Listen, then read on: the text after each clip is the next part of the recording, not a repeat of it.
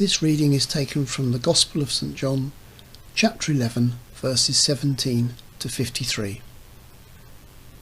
On his arrival, Jesus found that Lazarus had already been in the tomb for 4 days. Now Bethany was less than 2 miles from Jerusalem, and many Jews had come to Martha and Mary to comfort them in the loss of their brother. When Martha heard that Jesus was coming, she went out to meet him, but Mary stayed at home. "Lord," Martha said to Jesus, "if you had been here, my brother would not have died. But I know that even now God will give you whatever you ask." Jesus said to her, "Your brother will rise again." Martha answered, "I know he will rise again in the resurrection at the last day." Jesus said to her, "I am the resurrection and the life.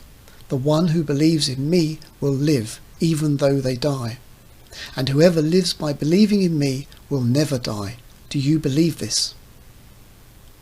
"Yes, Lord," she replied. "I believe that you are the Messiah, the Son of God, who is to come into the world." After she had said this, she went back and called her sister Mary aside. "The teacher is here," she said, "and is asking for you." When Mary heard this, she got up quickly and went to him. Now Jesus had not yet entered the village, but was still at the place where Martha had met him.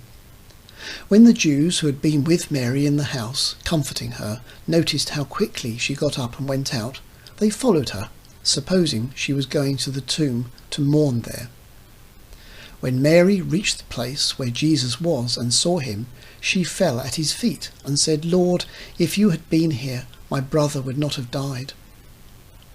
When Jesus saw her weeping, and the Jews who had come along with her also weeping, he was deeply moved in spirit and troubled. "Where have you laid him?" he asked.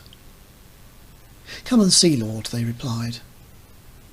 Jesus wept. Then the Jews said, "See how he loved him." But some of them said, "Could not he who opened the eyes of the blind man have kept this man from dying?" Jesus, once more deeply moved, came to the tomb. It was a cave with a stone laid across the entrance. "Take away the stone," he said. "But Lord," said Martha, the sister of the dead man, "by this time there is a bad odour, for he has been there for 4 days." Then Jesus said, "Did I not tell you that if you believe, you will see the glory of God?" So they took away the stone. Then Jesus looked up and said, "Father, I thank you that you have heard me. I knew that you always hear me, but I said this for the benefit of the people standing here, that they may believe that you sent me."